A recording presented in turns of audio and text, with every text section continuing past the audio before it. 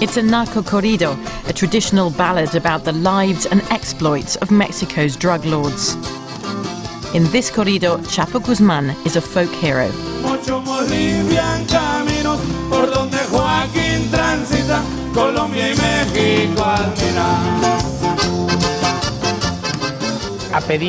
Drug traffickers pay bands in Sinaloa and all over the country to compose corridos about them.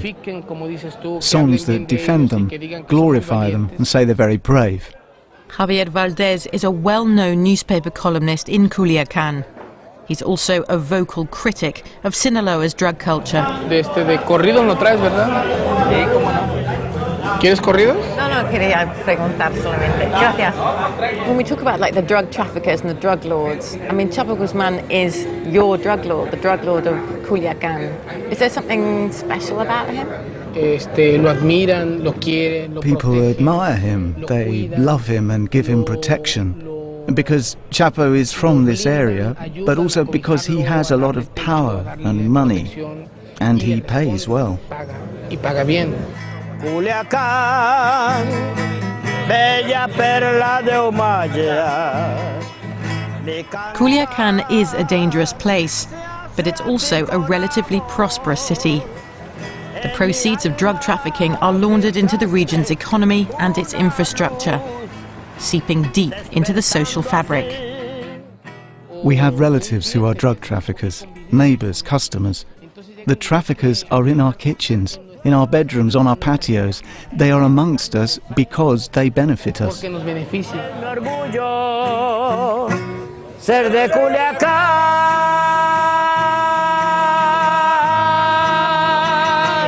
Sí, señor.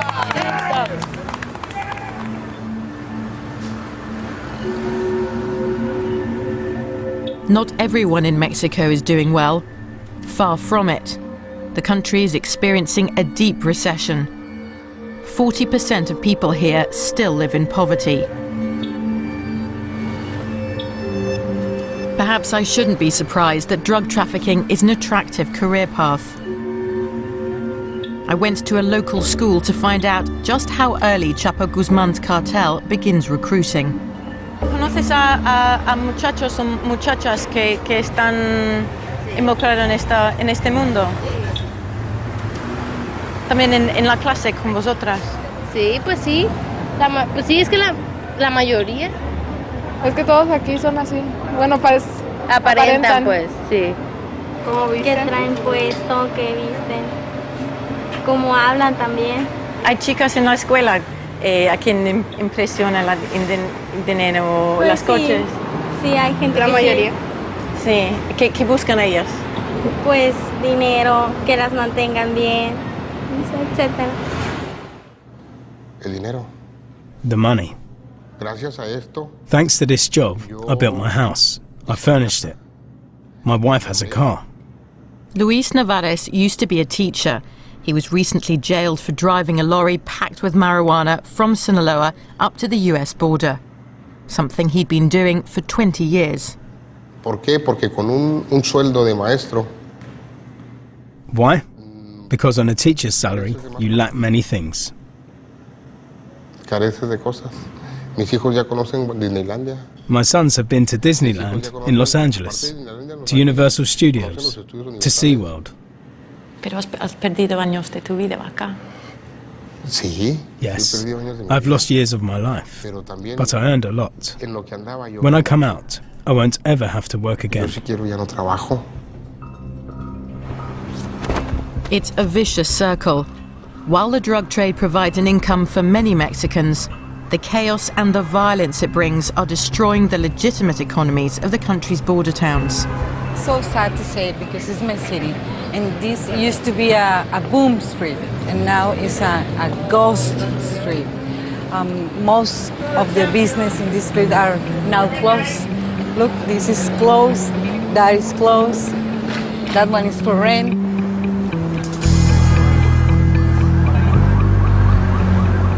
For years, Tijuana was controlled by its own fearsome drug cartel.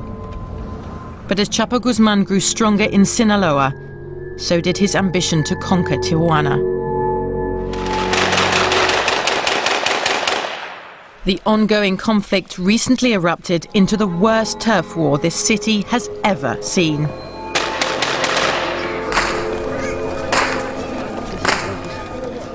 The cartels started a war that left an average of 12 dead per day. At times, all of them at once in the same place. Sometimes they would find 5 decapitated bodies here, 1 dismembered body there. It was horrible. Journalists are also caught up in the violence. Mexico is the world's most dangerous country for reporters after Iraq. 2 editors of Zeta magazine have been assassinated, but Adela Navarro's publication continues to expose the cartel's crimes and the rampant corruption in Mexico. Between September 2008 and January 2009, there were 600 executions in Tijuana, and local police didn't do anything. Neither did the federal police. They did nothing. Many in Tijuana feel let down by the authorities. Fernando Osegueda never heard back from the police about his missing son. He joined a support group uniting families in similar situations. By now, most have given up hope of finding their loved ones alive. If rescue 1 teeth, 1 bone, it's okay for us. And we go to the cemetery and put the body and the church and pray, but we have 1 place to go to pray to my son. This is the same case to everybody, people here. 2 years after Fernando's son was abducted, a high-profile arrest appeared to be a breakthrough in the case. In January 2009, a man called Santiago Mesa was detained. A humble bricklayer from Sinaloa State, he'd migrated north to Tijuana, like many, in search of a job. He found one. ¿Cómo hacías el trabajo? Yo lo echaba en tambo y ácido y ahí se desintegraba. ¿Qué tiempo se tardaba en deshacer un cuerpo? 4 horas. ¿Qué sustancias utilizabas para deshacer los cuerpos? Sosa cáustica. Una vez que se deshacían, ¿qué hacías con el líquido, con lo que quedaba? Lo echaban en una fosa. ¿En dónde? Una fosa. ¿Dónde está? Ahí está. ¿Aquí hay? Sí. Aquí debajo de donde estás tú. ¿Cuántos cuerpos restos todavía? ¿Cuántos cuerpos dejaste aquí? Mesa confessed to disposing of the corpses of people kidnapped and then killed by the drug cartels. He said he dissolved the bodies and buried the remains in the grounds of his shack. Mesa became known as the pozolero, the stew maker of the drug lords. I was so scared of hearing that. It's like a scary movie, you know. How can he say that? And he recognized he dissolved 300's body. And then we talk about maybe he can recognize somebody, but he say maybe. It's incredible, but most people renew the hope, because in this time we need to know what's up with Fernando or the other people.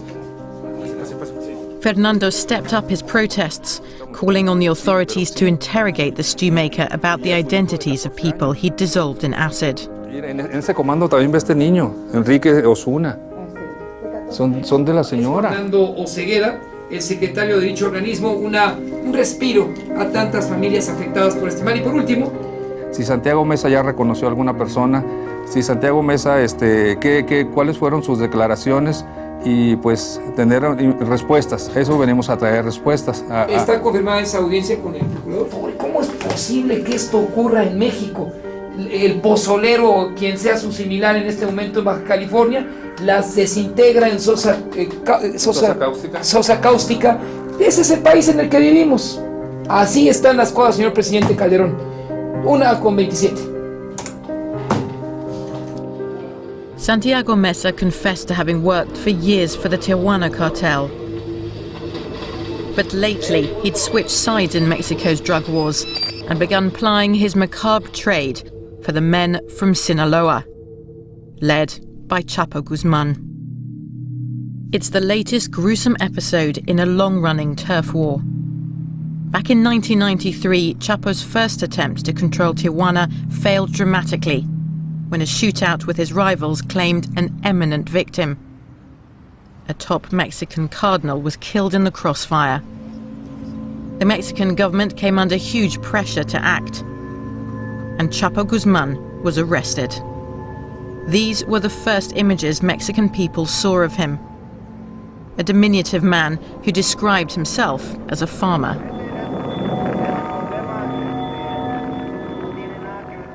In prison, Chapo's efforts to take over Tijuana were put on hold. To understand Chapo and how he has become who he is today, I gained access to his medical file compiled at the maximum security prison. Journalist Anabel Hernandez showed me the document. It's one of thousands she's collected for a book about Chapo Guzman. Egocéntrico, es astuto.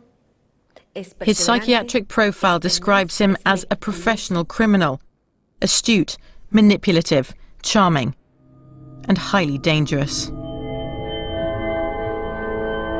Chapo Guzman has charisma. He's a man who is capable of convincing God to sit down with the devil. A Dios de sentarse con el diablo, ¿me entiendes? These skills were soon put to good use. In January 2001, Chapo Guzman escaped from his maximum security prison cell. The official version is that he was smuggled out in a laundry cart. Presumably, I mean, CCTV cameras, I mean, they must have been everywhere. There's nothing? No haya habido ni una sola imagen. Nothing. There's not one single picture of when he escaped. Not one. He simply disappeared from a maximum security prison. If you ask me what I think, it needed to have been somebody very high up who could have authorized Chapo Guzman's escape. I don't imagine it could have been any other way. The escape marked the beginning of the Chapo Guzman legend. The US government offered a $5 million reward for the capture of a man who now appeared so powerful that the Mexican state couldn't touch him.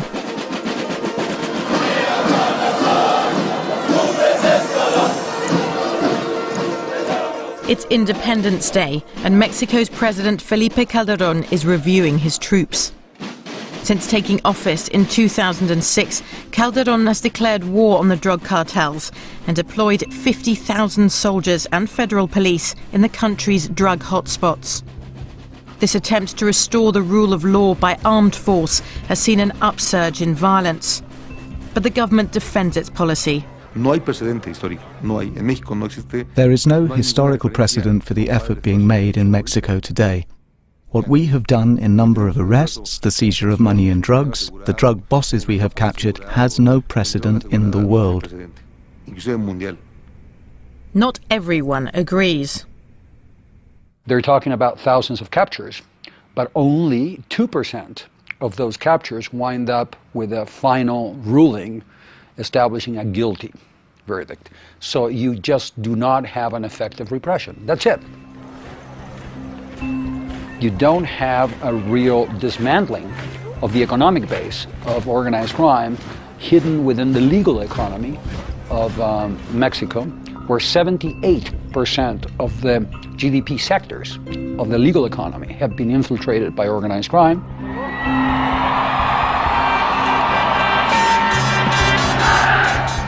Rallying the crowds behind the government's war is becoming increasingly difficult. The most visible result of the policy has been escalating violence. But President Calderón's right-hand man, his Minister for Public Security, is convinced challenging organized crime will pay off over time. There is always a peak of violence at first. But in every previous case, in New York, Chicago, Palermo, Medellín, the violence began to go down after 4 to 5 years. Yes, it's a difficult time, and many people have died. But this is a period that really marks a turning point, and history is unkind. When you get to a turning point, you fail to turn. The US government says Mexico has finally begun to tackle corruption at the highest levels. the head of Interpol in Mexico and